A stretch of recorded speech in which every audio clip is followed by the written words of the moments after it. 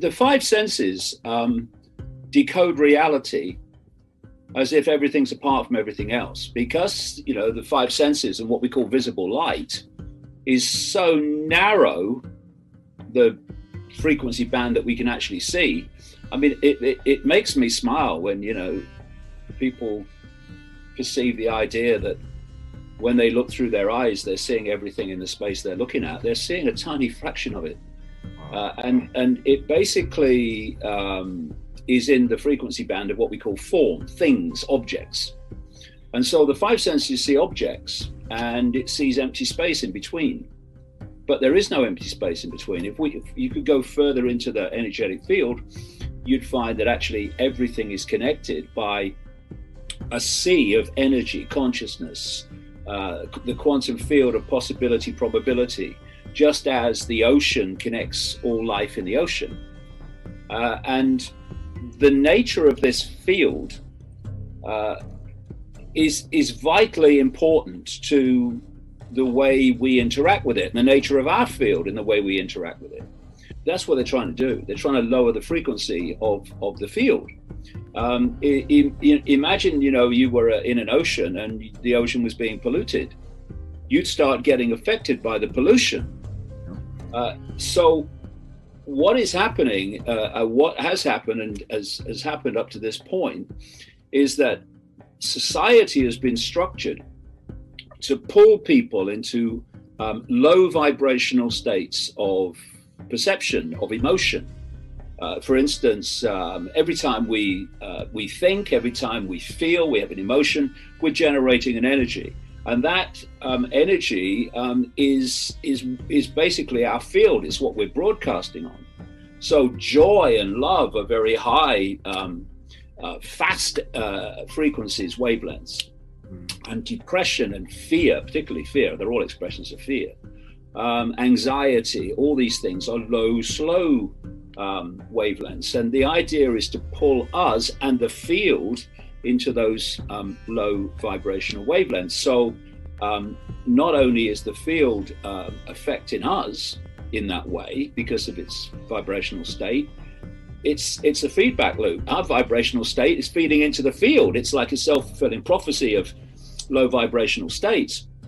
And what the truth vibrations are, as I was writing about from 1990 onwards, is an infusion of high vibrational energy into the field. Now, if you are still in a low vibrational state, then you it's going to pass you by like radio stations on different wavelengths. But as people start to awaken and awaken out of the programming of what I'll call body mind, which fundamentally perceives reality through the five senses, if you can break out of that and open your mind to other levels of reality, other levels of yourself, your consciousness, then your frequency starts to expand and these truth vibrations can start to affect you. And what we've seen, I've been fascinated to watch, not only to watch, but to feel, watching this awakening happen. Now, I've been kind of watching it for a while. What's going to change things is when we stop cooperating with the system that enslaves us. And I'm not sure these people are that powerful. I'm not. I think that that's part of the mind trick, that we believe they're powerful. And if you believe something's powerful, then you are intimidated by it and you think there's nothing you can do about it. But when I look at the mathematical dynamics between 8 billion people and the number of those that in full knowledge that are driving this, and then you add all the gophers to that, and you add those in law enforcement to that, you're still looking at a tiny number compared with the 8 billion. And if you look all the way through human history, you'll see the same, again, dynamic, which is of the few controlling the many, and because the many have given their power to the few. And, if you don't cooperate, then there's nothing that the system can do because there's not enough of them. Well, it's a mind trick. It's all mind. The whole thing's mind. This reality is mind. It's all psychology. They want this great reset to transform the world economic system. I've been writing about this for so long, the one world currency, purely digital, all other currencies would go. And all that goes with that in terms of control and control of finance, control of choice, control of people. And so they want to end the system as it is now, which has served them magnificently, but now there's this end game leap that they're after. And so the goal is to destroy the status quo of the world economic system. This global system is designed to have no countries. Countries are over if this comes in. It's a world government dictatorship dictating to every man, woman, and child on the planet. So you'll have a one world everything, including a one world police, military. But the point being that they want to, well, I say they want to, they already have. They want to bankrupt countries as part of this destruction of countries. And obviously bankrupt countries, bankrupt the world system so that they can push that aside and put in the new system, playing the good guy. Oh, no, we'll sort this out. We've got to change the system because of all the chaos and suffering that's going on.